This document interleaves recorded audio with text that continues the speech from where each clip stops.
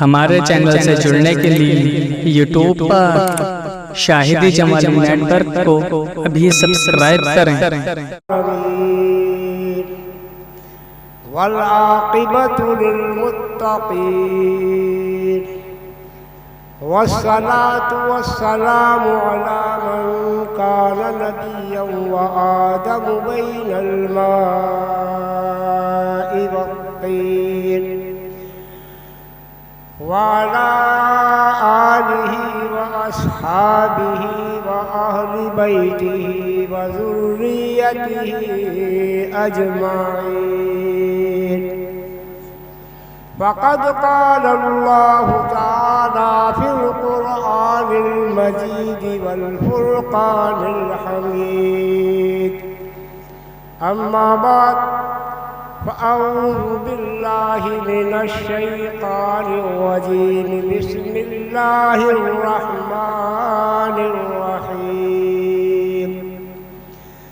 قل لا أسألكم عليه أجرا إلا المودة في القربى، صدق الله العلي العظيم، وصدق رسوله النبي الأمين المتين المكين الكريم، ونحن على ذلك لمن الشاهدين والشاكرين، والحمد لله رب العالمين۔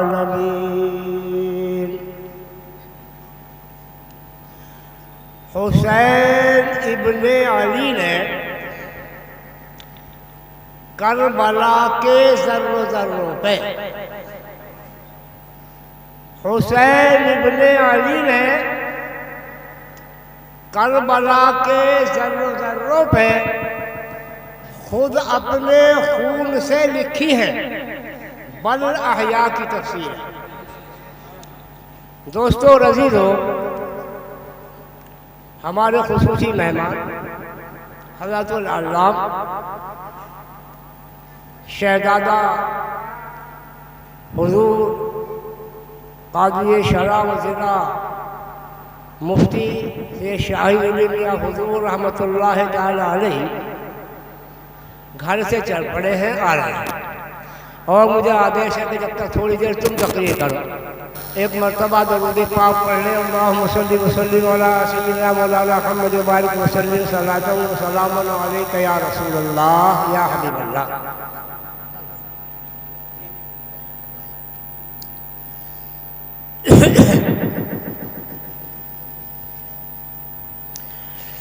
دوستو اور عزیزو،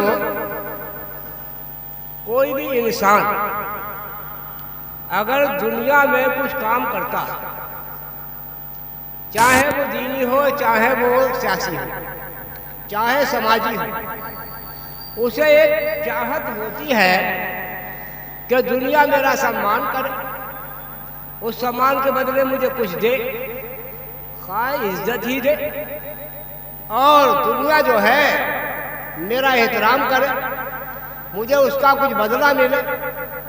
یہ ایک چاہت، ایک خواہش انسانی فطرت ہوتی ہے۔ لیکن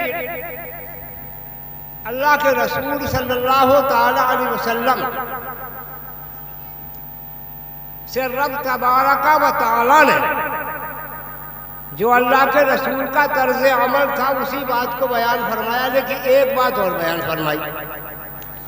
مولا نے فرمایا قل لا اسألکم، قل امر کا صیغہ ہے، اے محبوب تم کہو۔ اللہ کا الوارے آپ کو نہیں کہہ رہے، یعنی اپنی طرف سے کوئی مطالبہ نہیں ہے رسول۔ اللہ نے کہا قل، اے محبوب تم کہو، لا اسألکم، کیا کہو؟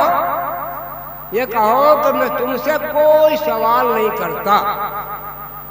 قل لا اسألکم علیہ اجرا، کوئی تم سے بدلہ نہیں چاہتا کہ میں نے تمہیں کلمہ پڑھایا، میں نے تمہیں دوزخ سے بچایا، میں نے تمہاری مبارک پیشانی کو ناپاک چیزوں کے سامنے جھکنے سے بچایا، اللہ وحدہ لا شریک کے سامنے میں نے تمہیں جھکایا، میں نے تمہارے خاطر طائف کے میدانوں میں میرے جوتوں میں خون بھر دیا، میں نے تب بھی دعائیں دی، جنگ احد کے اندر میرے دندان مبارک شہید کر دیے، میں نے جب بھی تمہیں بد دعا نہیں دی، میں نے تمہارے خاطر بڑی بڑی مصیبتوں کو جھیلا اور سب کچھ لیا، لیکن میں تم سے اس پہ کوئی معاوضہ، کوئی اجرت، کوئی دولت، کوئی پیسہ، جاؤ حشمت کچھ نہیں چاہتا،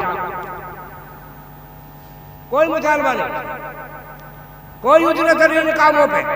کتنے بڑے کام تھے، کتنی بڑی جدوجہد تھی، جہاں پوری دنیا میں کفر ہی کفر ہو، وہاں حق کا نعرہ بلند کیا گیا ہو کہ میں تم سے کوئی مطالبہ نہیں کرتا، یہ اللہ کہلوا رہا ہے کہ مطالبہ تو آپ نہیں کرتے، الا المودۃ فی القربى۔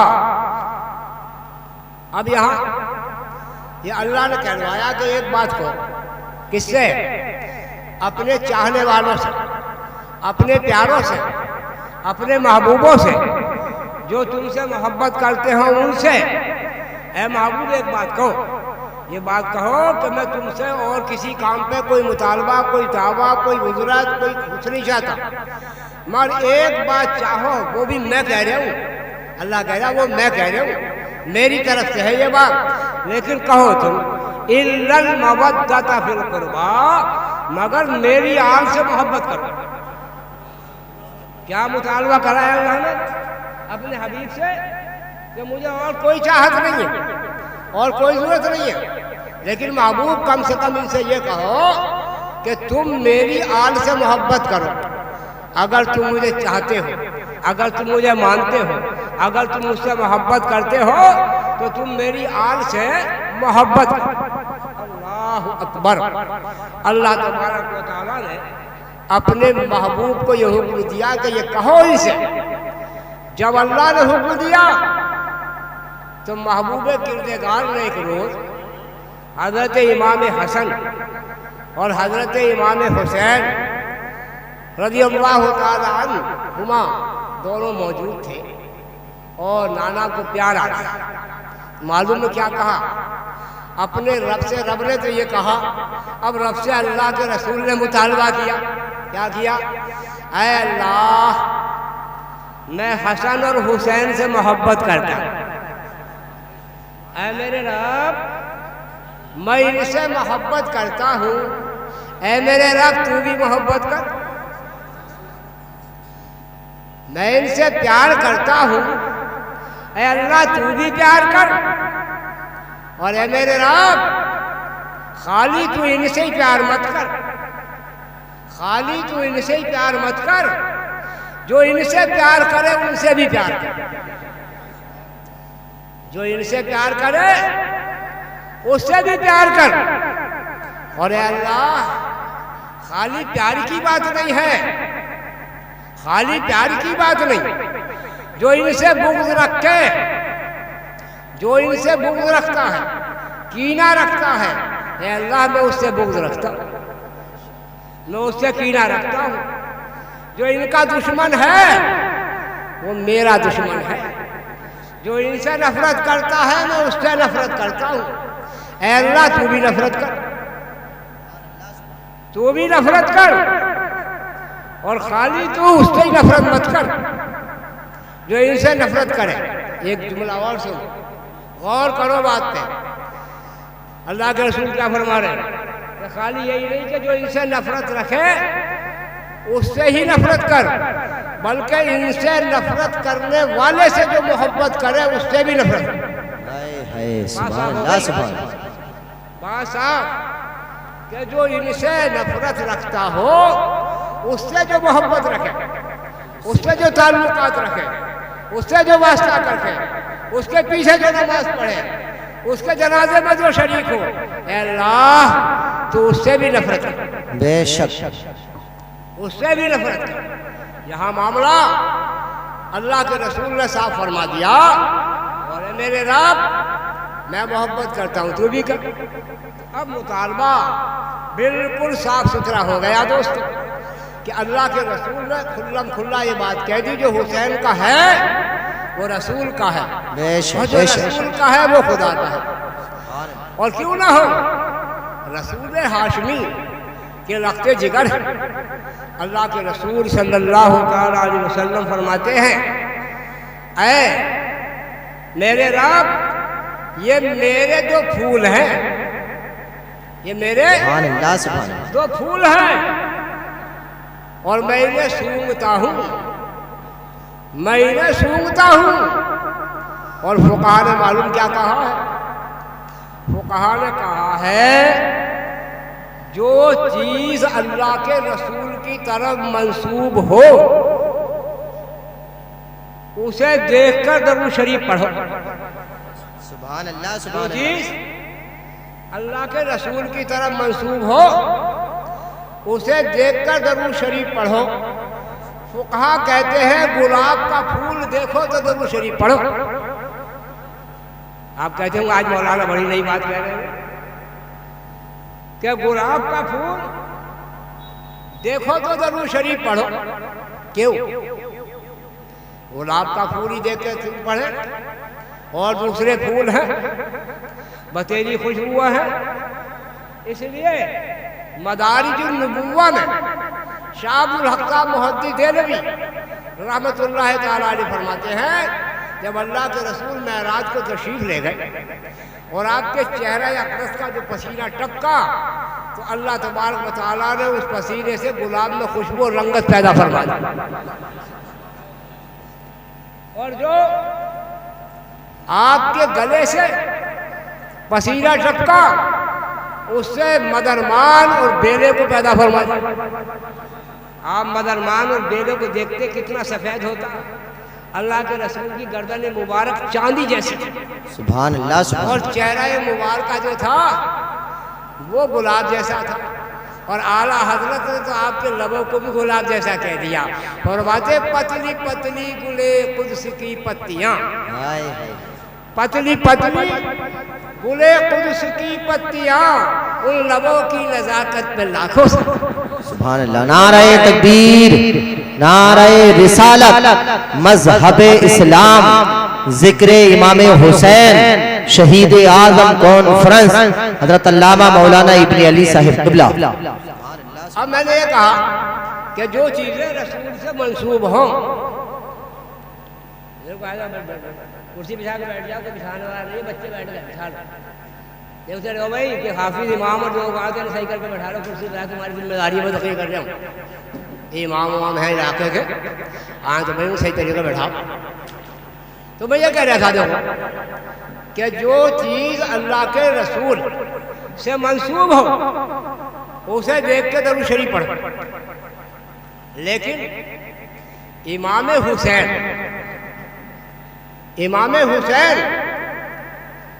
کی تعریف تو اتنی ہے کہ ہم ان کی تعریف کر ہی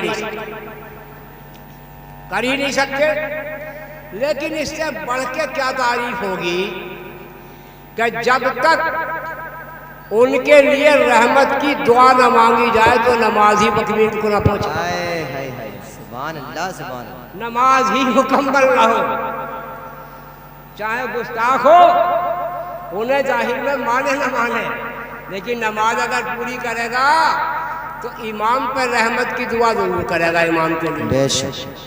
دیکھو علماء بھی ہیں، قرآن بھی ہیں، بتاؤ یہاں بیٹھے ہو کوئی درود شریف پڑھے، شفیق رضا کچھ پڑھ دیں، میں کچھ پڑھ دوں، تم کچھ پڑھ دو، کوئی درود پڑھ دو، ہزار ہاتھ درود لکھی، لیکن جب نماز ہوگی، جب نماز پڑھی جاگی تو یہی درود شریف پڑھی جاگی، درود ابراہیمی۔ بے شک بے اس کے شک علاوہ نماز میں کوئی دوسری درود شریف پڑھنے کا حکم نہیں ہے، بے شک۔ درود ابراہیمی پڑھنے کا حکم کیوں؟ اس لیے کہ اس میں اللہ کے رسول کے خاندان پر رحمت کی دعا ہے۔ سبحان اللہ۔ دیکھو اللہم صلی علی محمد وعلی آل محمد، بے شک بے شک۔ اے اللہ رحمت نازل فرما، برکتیں نازل فرما محمد صلی اللہ تعالی علیہ وسلم پر، سبحان اللہ۔ وعلی آل محمد، اور محمد صلی اللہ علیہ وسلم کی آل پہ رحمت نازل فرمائے۔ کون ہے آل؟ آل آپ کی ہے کون؟ ارے سب سے پہلے آپ کی آل کا سلسلہ جن سے شروع اصل آل تو حسن اور حسینی ہے، وہی تو فاطمہ کی اولاد ہے، انہی سے تو نسبت چلی، ہاشمی سیدوں کا سلسلہ انہی سے تو چلا۔ تو آپ جب پڑھیں گے نماز میں یہی تو پڑھیں گے، اے اللہ رحمت نازل فرما محمد صلی اللہ علیہ وسلم پر، اور رحمت نازل فرما آپ کی آل پر۔ کیسی رحمت؟ کما صلیت، ایسی رحمت، کما صلیت علی ابراہیم، جیسی رحمت تو نے ابراہیم پر نازل فرمائی تھی۔ بتاؤ کون سی فرمائی تھی؟ ابراہیم خلیل اللہ پر کون سی رحمت نازل فرمائی تھی؟ نارے نمرود کی آگ میں ابراہیم خلیل اللہ کو ڈال دیا گیا۔ آ گئے جبریل، ابراہیم کوئی خواہش اگر ہو تو میں کچھ کروں؟ کہا میرا رب کافی ہے۔ آ گئی میکائیل، کہا ابراہیم اگر تم کہو تو بادلوں کو ہکال کے لاؤں، نہ نمرود رہے نہ نارے نمرود، سب کو بہا کے لے جاؤ، سب کو بہا دوں، بادلوں کو ہکال لاؤں، ایسی بارش برساؤں جو پہاڑ ڈھہ جائیں۔ دیکھو آپ نے جب ڈھے پہاڑ کیا ہوا؟ آدیش دیا گیا کہ مسلمان 20 دن میں نکل جائے، تو انہوں نے آدیش دیا تھا وہ خود ہی نکل گئے، خود ہی نکل گئے۔ کہنے کا مقصد یہ ہے میکائیل نے کہا اگر کہو تو ایسے بادل لاؤں، ایسا برساؤں کہ نہ نمرود رہے نہ نارے نمرود۔ کہا میرا رب کافی ہے۔ آ گئے اسرافیل، کہا کہو تو ابھی پھونک دوں تاکہ پہاڑ اڑنے لگے۔ آپ نے فرمایا میرا رب کافی ہے، اپنے رب کے بھروسے پہ نارے نمرود میں ہے۔ کیا رحمت برسائی؟ کون سی رحمت بھیجی اللہ نے؟ قُلْنَا يَا نَارُ كُونِي بَرْدًا وَسَلَامًا عَلَىٰ إِبْرَاہِيمَ۔ بے شک اے آپ میرا ابراہیم پہ سلامتی کے ساتھ ٹھنڈی ہو، ایسا نہیں کبھی زیادہ ٹھنڈی ہو جا جو وہ ٹھنڈ سے پریشان ہو جا۔ دیکھو جب جاڑا زیادہ ہوتا تو ابھی ہاتھوں میں درد ہوتا، ٹھنڈ زیادہ ہوتی جب بھی درد ہوتا، جب ٹھنڈ ہوتی ہے تو ابھی خون جمتا، اور جب آدمی گرمی لگتی ہے تو ہی پریشان ہوتا۔ تو کیا کہا ایسے ٹھنڈی ہونا سلامتی کے ساتھ کہ میرا ابراہیم کو کوئی تکلیف نہ ہو۔ تو آگ ایسی ٹھنڈی ہوئی کہ انگارے پھول بن گئے، گلزار بن گئے۔ کیا کہا جا رہا ہے؟ محمد صلی اللہ علیہ وسلم کی آل پہ ان پہ اللہ ایسی رحمت نازل فرما جیسے ابراہیم خلیل اللہ پہ تو نے نارے نمرود میں رحمت نازل فرمائی۔ سبحان اللہ سبحان اللہ، واہ سبحان اللہ۔ نارے نمرود میں جیسی ابراہیم خلیل اللہ پر رحمت نازل فرمائی تھی، آل رسول پر ایسی رحمت نازل فرمائی۔ کما صلیت علی ابراہیم، پھر کہا وعلی آل ابراہیم، اور پلٹ کر دوسری بات کہہ دی۔ اب پلٹ کے دوسری بات کہی گئی ضرور میں، پہلے تو ایسی رحمت نازل فرما جیسے ابراہیم خلیل اللہ پہ، وعلی آل ابراہیم، اور ابراہیم کی آل پہ بھی رحمت نازل فرما۔ یہ آل ابراہیم کون؟ آل ابراہیم کون؟ علماء بیٹھے، ارے آل ابراہیم تو محمد رسول اللہ ہے، اور جب محمد رسول اللہ آل ابراہیم ہے تو حسن حسین بھی آل ابراہیم ہے، اور جتنے ہاشمی سید ہیں سب آل ابراہیم ہیں، اور آل محمد رسول اللہ بھی ہے۔ تو دوستوں عزیزو کہنے کا مقصد یہ ہے حسین کی ذات وہ ذات ہے کہ نماز میں جب تک ان پہ رحمت کی دعا نہ کی جا، یوں کر کے کہو درود شریف نہ پڑھا جا، تو جب تک نماز تکمیل کو نہیں پہنچتی نا۔ پھر یہ کربلا کے میدان میں کیا ہنگامہ تھا؟ کربلا کی جنگ کا اتنا ذکر کیوں ہے؟ جنگ احد میں جنگ ہوئی، اللہ کے رسول کے دندان مبارک شہید ہو گئے، لیکن اکثر لوگ اس جنگ کو نہیں جانتے، پڑھے لکھے لوگ جانتے ہیں لیکن عوام نہیں جانتی۔ جنگ بدر میں کتنے سر کٹے، جنگ حنین میں کتنے سر کٹے، کوئی بھی جنگ عوام کو یاد نہیں، لیکن کربلا کی جنگ، کربلا کا حادثہ کربلا کا مارکا مسلمانوں کے اکثر بچوں کو یاد ہے نہیں ہے؟ کیوں کہ اس جنگ کی نوعیت ہی عجیب تھی، اس جنگ کی نوعیت ہی عجیب تھی۔ دیکھو کربلا کا معاملہ چھوڑ کے آپ جنگیں دیکھیں، احد کے اندر، جنگ بدر کے اندر یہ الگ بات تھی مسلمان 313 یا 319 تھے، لیکن وہ 319 یا 313 جو تھے وہ اللہ اکبر کہہ رہے تھے، اللہ بڑا ہے، لیکن مد مقابل کیا کہہ رہا تھا؟ ہبل کی جے ہو، ہبل کی جے ہو، منات کی جے ہو، یہ بتوں کی جے بول رہا تھا، وہاں اللہ کا نام لیا جا رہا تھا۔ فرق تھا، ادھر کفر تھا، ادھر اسلام تھا، پتہ چل رہا تھا کہ یہ اللہ والے ہیں اور یہ غیر اللہ والے ہیں۔ جنگ احد میں بھی یہی معاملہ تھا کہ ادھر اللہ اکبر کہا جا رہا تھا، ادھر جے بولی جا رہی تھی، بتوں کے نعرے لگائے جا رہے تھے، معلوم ہو رہا تھا یہ اللہ والے ہیں، یہ غیر اللہ والے ہیں۔ وہ نماز پڑھ رہے تھے تو یہ ہبل کے سامنے یہ انگل کے ہاتھ جوڑے کھڑے تھے، لیکن پتہ چل رہا تھا کہ کون اللہ والا ہے کون غیر اللہ والا ہے۔ جی جی لیکن کربلا کی جنگ نے دنیا کو حیران کر دیا، دنیا کو ششدر کر دیا، دنیا کو دوستوں اور عزیزوں بالکل ایسا کر دیا کہ دنیا حیران ہو کر رہ گئی کہ ہو کیا رہا ہے۔ اس لیے کہ یہ 70 یا 72 نفوس قدسیہ ایک طرف ہے، ہزاروں کا لشکر ایک طرف ہے، وقت اذان وقت نماز آتا ہے، اذان ادھر بھی ہو رہی ہے، اذان ادھر بھی ہو رہی ہے، وہ بھی نام لے رہے ہیں محمد رسول اللہ اذان میں، اور یہ بھی نام لے رہے ہیں، ادھر بھی جماعت ادھر بھی جماعت۔ فرق یہ ہے کہ ادھر وضو کر کے جماعت ہو رہی ہے، ادھر تیمم کر کے جماعت ہو رہی ہے۔ اے اللہ کیا ماجرا ہے، اے میرے رب کیا ہے؟ یہ جو پانی سے وضو کر کے نماز پڑھ رہے ہیں یہ کون ہیں؟ اور جن کو پانی نہیں دیا جا رہا یہ کون ہے؟ عجیب کیسے لوگ ہیں، آسمان حیران ہے، زمین حیران ہے۔ اے اللہ جس کے نبی کا نام اذان میں لے رہے ہیں اسی نبی کے نواسے کا پانی بھی بند کر رہے ہیں، پانی بھی بند کر رہے ہیں، اسی نبی کے نواسے کا دانا بھی بند کر رہے ہیں، اسی نبی کے نواسے کو ستا بھی رہے ہیں۔ یہ کون ہے سمجھ میں نہیں آ رہا ہے۔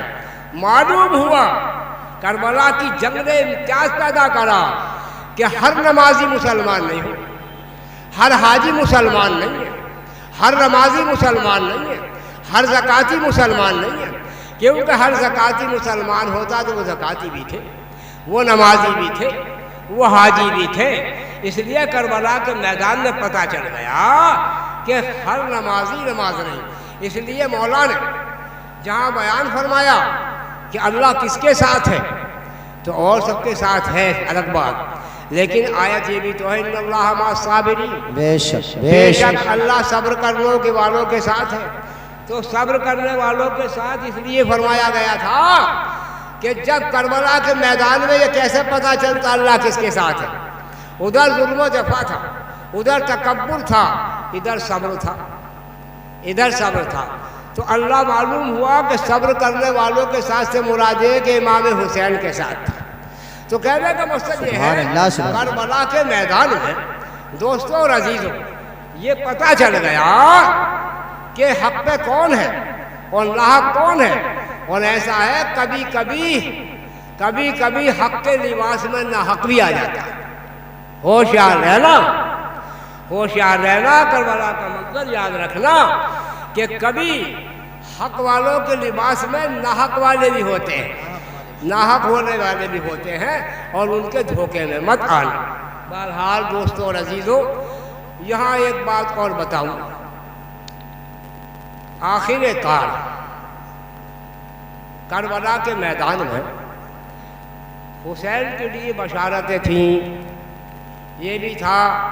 ایک دن اللہ کے رسول صلی اللہ علیہ وسلم نے فرمایا، حضرت ام سلمہ رضی اللہ تعالیٰ عنہ اپنی بیوی سے کہ جبریل آئے تھے ابھی اور کربلا کی مٹی سے مٹی لائے تھے اٹھا کے، اور وہ یہ کہہ رہے تھے کہ تمہارے ماننے والے تمہارے بعد، تمہارے وصال کے بعد تمہارے بیٹے حسین کو شہید کر دیں گے، یہ اس جگہ کی مٹی ہے۔ اور لو ام سلمہ اس مٹی کو محفوظ رکھ دو، اور جس دن میرا بیٹا حسین شہید ہوگا اس دن یہ مٹی لال ہو جائے گی۔ دیکھو یہاں اللہ کے رسول کا علم غیب کیا، کسے دی؟ کسے دی مٹی؟ عائشہ کو نہیں دی اور بیویوں کو نہیں دی، ام سلمہ کو دی۔ کیوں؟ ام سلمہ رضی اللہ تعالیٰ عنہ کیوں دی؟ اللہ کے رسول کو معلوم تھا علم غیب سے کہ ام سلمہ زندہ ہوں گی جب میرا بیٹا حسین شہید کیا جائے گا، دے دی۔ اور بھی کوفے والوں کو لوگوں نے کہا، جب جا رہے تھے منع کرا، روکا۔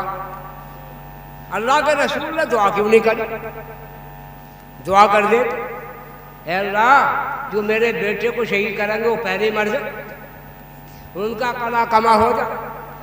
لیکن یہ سب باتیں تھیں، لیکن اللہ کے رسول نے نہ کوئی دعا کری اور نہ ہی گھبرائے، اور حسین بھی رکے نہیں، گئے۔ کیوں گئے؟ دیکھو ایک بات بتاؤ کہ معاملہ یہ ہے کہ اگر کوئی برائی پھیلتی ہو تو شریعت کا حکم یہ ہے کہ اگر تمہارے بازوؤں کے اندر طاقت ہے تو اس برائی کو اپنے بازوؤں سے روکو، سمجھ گئے؟ اور اگر بازوؤں پہ طاقت نہ ہو تو کم سے کم زبان سے برا کہو، اور زبان پہ بھی اگر تارے لگا دیے جائیں، زبان پہ بھی تارے لگا دیے جائیں، ایسا حالات ہو تو اس برائی کو خود برا سمجھو اور وہاں سے ہٹ جاؤ۔ اس قضیے کو ذہن میں رکھنا۔ امام کو سب روک رہے تھے کہ کوفے کے لوگ بے وفا ہیں، تمہارے باپ کو شہید کیا انہوں نے، ان کی باتوں میں مت آؤ، انہوں نے خط لکھے ہیں تمہیں دھوکہ دے دیں گے۔ لیکن امام نہیں مانے۔ کیوں نہیں مانے؟ امام کے پاس تقریباً 150 خطوط آئے تھے کوفے والوں کے، اور اس کا ان کا مضمون یہ تھا کہ اگر آپ تشریف نہ لائے تو پھر ہم یزید کے ہاتھ پہ بیعت کر لیں گے، اور قیامت کے روز اگر اللہ پوچھے گا تو ہم کہہ دیں گے اللہ تیرے نبی کے نواسے کو ہم نے پکارا تھا، وہ آئے نہیں، ہمیں مجبوراً ان کے ہاتھ یزید کے ہاتھ میں ہاتھ دینا پڑا، یہ ہمارا کیا قصور ہے؟ امام کے ذہن میں یہ تھا کہ بروز محشر جب کوفے کے لوگ یہ کہتے ہوں گے کہ ہم نے تمہارے نواسے کو پکارا تھا، بلایا تھا کہ یزید کے ہاتھ پہ بیعت نہیں کریں گے، ہم تمہارے ہاتھ پہ کریں گے، جب وہ نہیں آئے تو تمہارے نواسے نے ہمارا ہاتھ یزید کے ہاتھ میں دلوا دیا، پر آپ تشریف نہ لائے۔ تو امام حسین نے یہ سوچا کہ بتاؤ قیامت کے روز میرے نانا کے سامنے جب کوفے کے لوگ یہ کہتے ہوں گے تو میرا کیا جواب ہوگا؟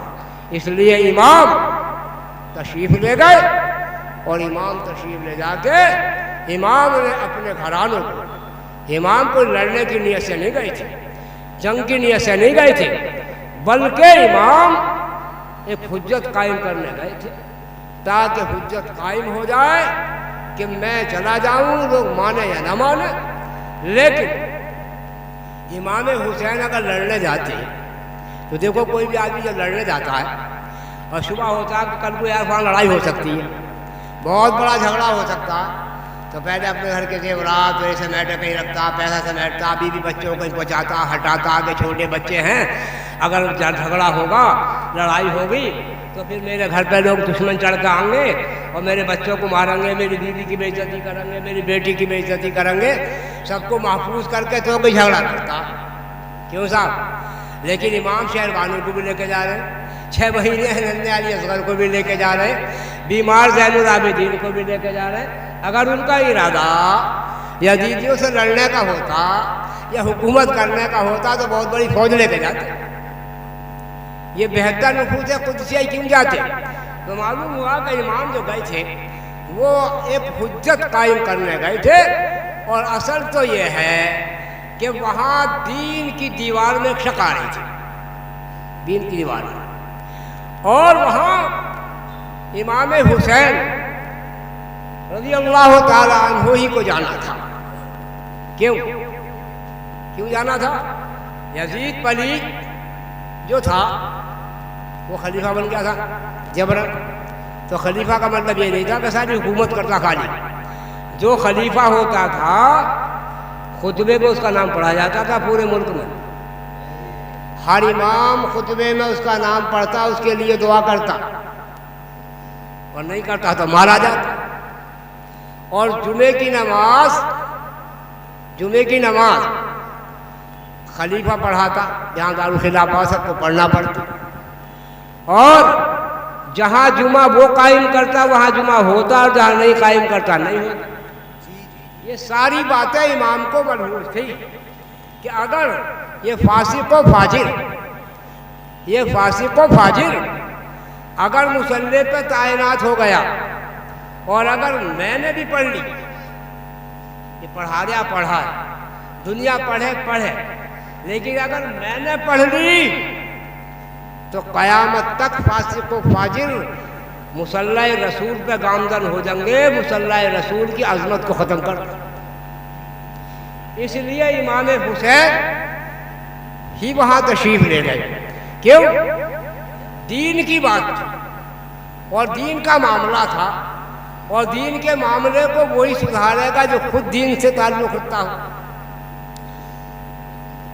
خواجہ ہند خواجہ معین الدین چشتی اجمیری رحمۃ اللہ تعالی علیہ اس قضیے کو سلجھاتے ہوئے فرماتے ہیں شاہ ہست حسین شاہ ہے، بادشاہ ہست حسین بادشاہ ہے، دین است حسین. کیا ہے حسین دین ہے. کیا ہے حسین؟ دین ہے. دین پناہ ہست حسین، اور حسین دین کی حصار ہے، دین کا قلعہ ہے، دین کی حفاظت کا ذریعہ ہے، دین کی بنیاد کا ذریعہ ہے، دین کی حفاظت کرنے والا دین کی فصیل ہے. دی پناہ ہست حسین، دین کو پناہ دینے والا حسین، دین کی حفاظت کرنے والا حسین ہے. پھر فرماتے ہیں سرداد نہ داد دست در دست یزید. سر تو دیا لیکن یزید کے ناپاک ہاتھ میں اپنا ہاتھ نہیں دیا. یزید کے ناپاک ہاتھ میں اپنا ہاتھ نہیں دیا. سرداد نہ داد دست در دست یزید، حقا کے بنا لا الہ ہست. حق تو یہ ہے کہ لا الہ کی بنیاد ہی حسین، بنیاد ہی حسین. اب خواجہ معین الدین چشتی کے قضیے کو سمجھتے ہوئے اب میں آپ کو اس طرف لے جانا چاہتا ہوں کہ امام ہی کیوں ہے، اور بڑے بڑے صحابہ پہلے بھی تھے. عبداللہ ابن عمر بھی تھے، کیوں صاحب؟ عبداللہ ابن زبیر بھی تھے. یہ حضرت اسما حضور کی سالی کے بیٹے تھے، وہ فاروق اعظم کے بیٹے تھے. اور بھی صحابہ تھے، بڑے بڑے مراتب تھے. لیکن کربلا کے میدان میں امام تمہیں ہی کیوں جانا پڑا، اور تمہاری ہی کیوں ضرورت تھی؟ تو دوستو دھیان رکھو، یہ مسجد ہے، یہ اینٹوں سے اور آر سی سی سے، سیمنٹ سے، ریتے سے، اس سے بنی ہے. آج بنی ہے ریتے سے، سیمنٹ سے، اینٹوں سے. अगर इसकी दीवार में चटक आ गई, काय से बंद होगी? क्या मिट्टी से बंद होगी? नहीं होगी ना। काय से बंद होगी? मसाला लगा कि मसाले की बनी हुई है। जब मसाले की बनी हुई है तो मसाले ही लगे। और अगर कोई कच्ची दीवार है, कच्चा घर है, तो उसे सिर्फ लगाओ, मसाला ले जाके तो सिर्फ लगाओ कि थोड़ी देर में सिर्फ गिर जाएगा। क्यों? जिस जिन्स की दीवार है उसी जिन्स का पैबल रहेगा। अरे भाई बाबा भी सोच लो, अगर सफेद कपड़े में काला पैबल लगा दो तो जेबा नहीं देगा, लग तो जाएगा, जेबा नहीं देगा।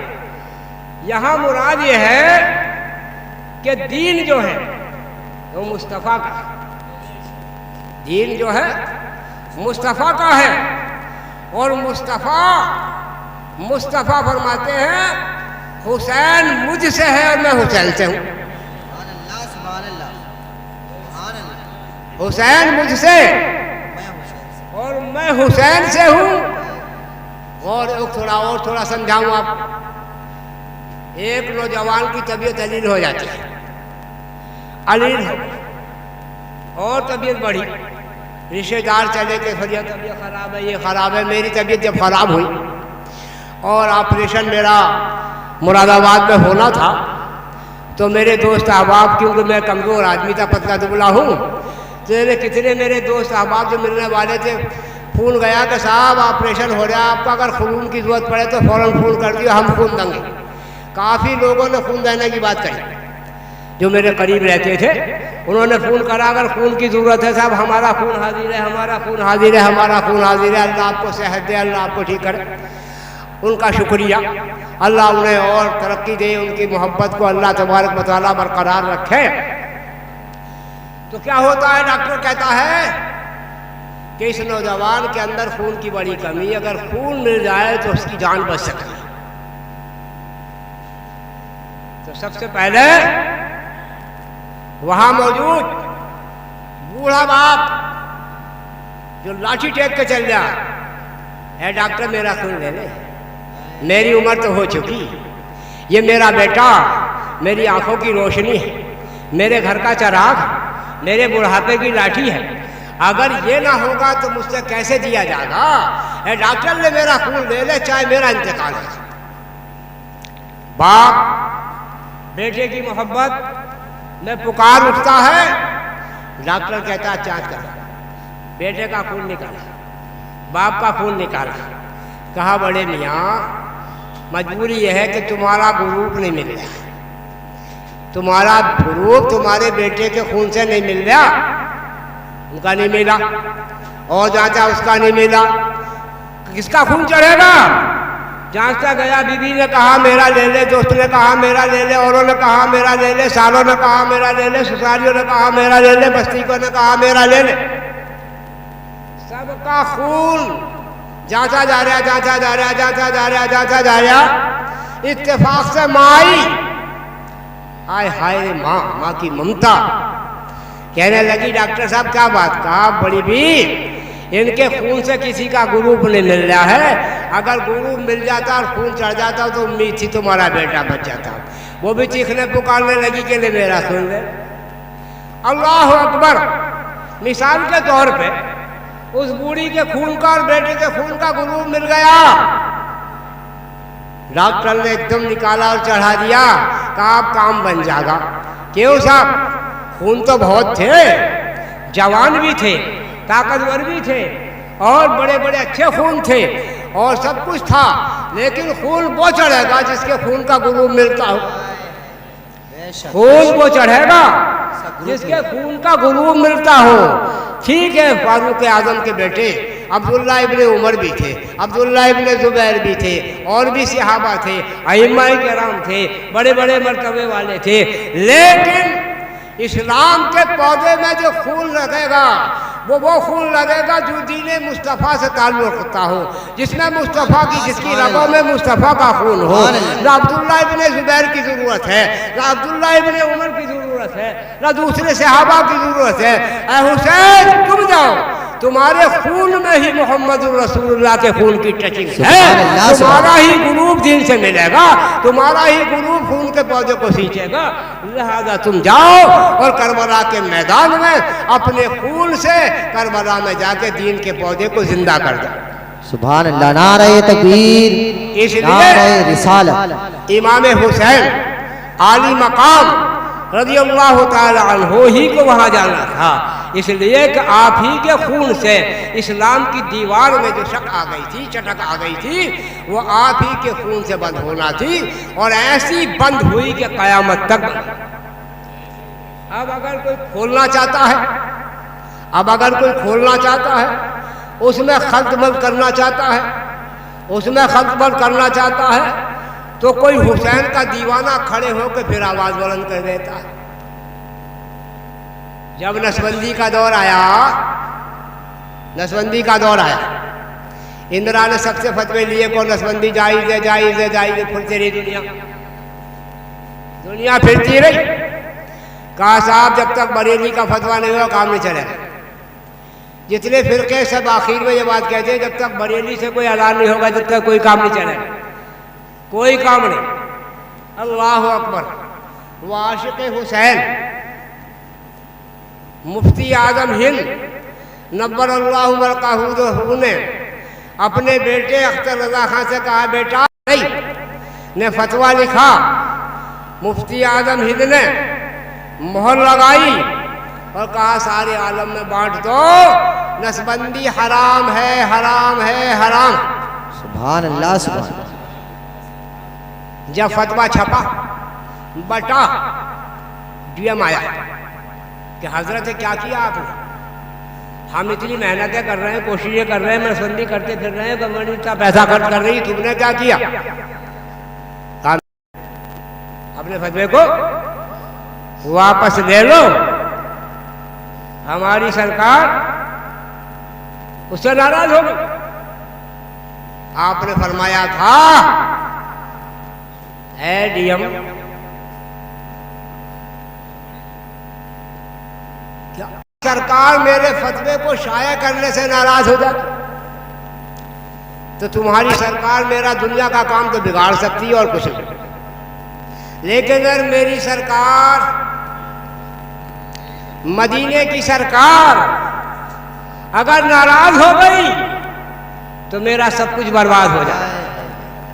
فتویٰ واپس لوں، اپنی سرکار کو ناراض نہیں کروں گا، تمہاری سرکار ناراض ہو تو ہو جائے۔ ایک مجاہد کھڑا ہو گیا، اور کھڑا ہونے کے بعد اس نے دوستو اور عزیزو اسلام کے اندر خامی پیدا ہو رہی تھی اسے روک دیا۔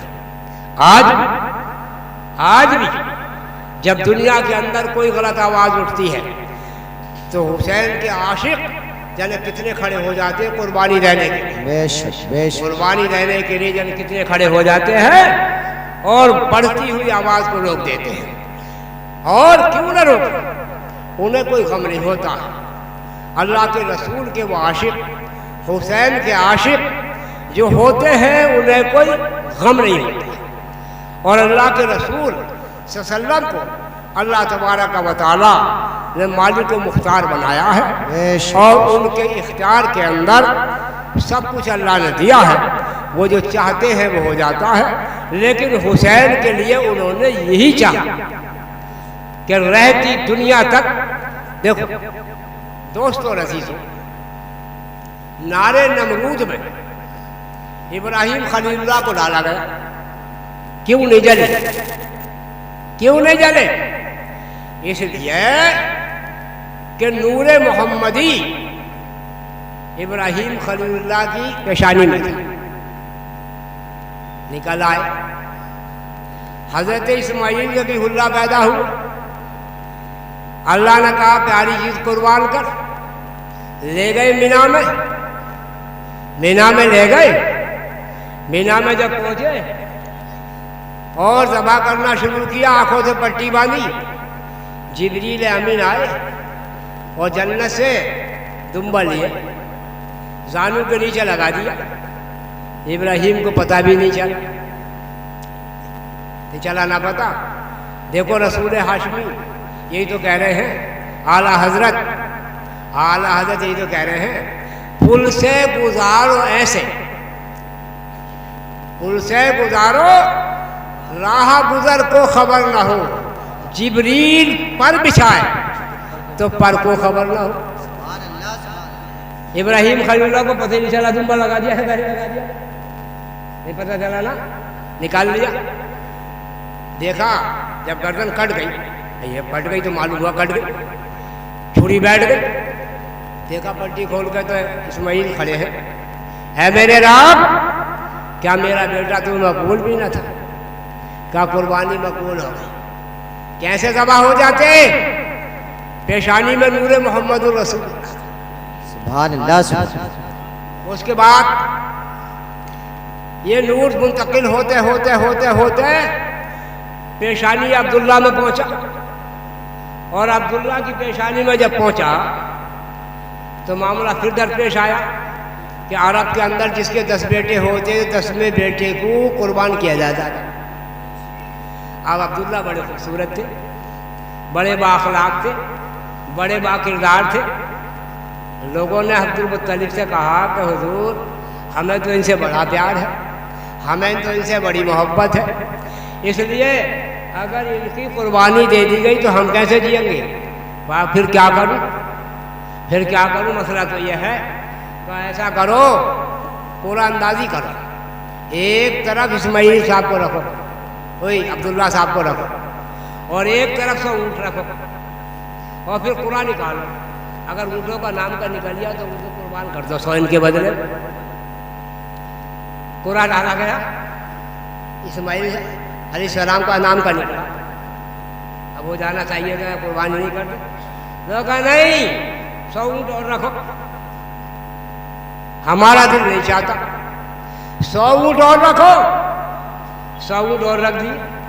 फिर कुरान डाला, फिर इस्माइल अलैहिस्सलाम के नाम का निकल आया, कहा अब कर दूं कुर्बान, कहा नहीं 100 ऊँट और रखो, बढ़ाते जाओ जब तक ऊँटों के नाम का कुरान ना निकले, जब तक ऊँटों की तादाद बढ़ाते जाओ, हम दंगे। लोगों ने कहा हम दंगे। जब 300 ऊँट हो गए तो कुरान निकल आया ऊँटों के नाम का। हजरत अब्दुल्ला कैसे कुर्बान हो जाते, अब्दुल्ला की पेशानी में नूर मोहम्मद रसूलुल्लाह जगमगा। सुभान अल्लाह, सुभान।